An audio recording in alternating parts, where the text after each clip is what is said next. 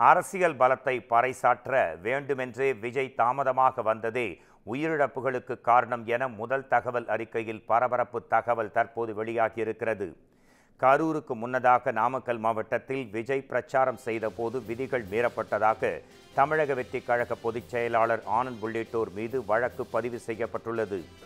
இந்நிலையில் வேண்டுமென்றே தாமதமாக விஜய் சென்றதால் மட்டுமே கட்டுக்கடங்காத கூட்டம் அலை மோதியதாக கரூர் மற்றும் நாமக்கல் காவல் நிலையங்களின் FIR அறிக்கைகளில் கூறப்பட்டுள்ளன.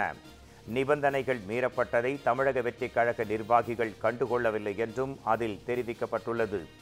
பலமுறை எச்சரித்தும் அறிவுறுத்தியும் காவல்துறை கூறியதை தமிழக வெற்றிக் கழக நிர்வாகிகள் கேட்கவில்லை என்றும் கரூர் நாமக்கல்லில் காத்திருந்த பலர் மூச்சு திணறல் காரணமாக மருத்துவமனையில் அனுமதிக்கப்பட்டதாகவும் கூறப்பட்டுள்ளது.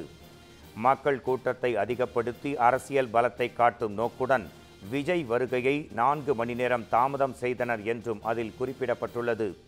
கரூரில் விஜய் அனுமதியின்றி சாலை வழியே சென்றதாகவும் தொண்டர்கள் மரம் ஏறியதால் மரம் முறிந்தும் தகர கொட்டகை சரிந்தும் பலருக்கு மூச்சு திணறல் ஏற்பட்டதாகவும் கூறப்பட்டுள்ளது.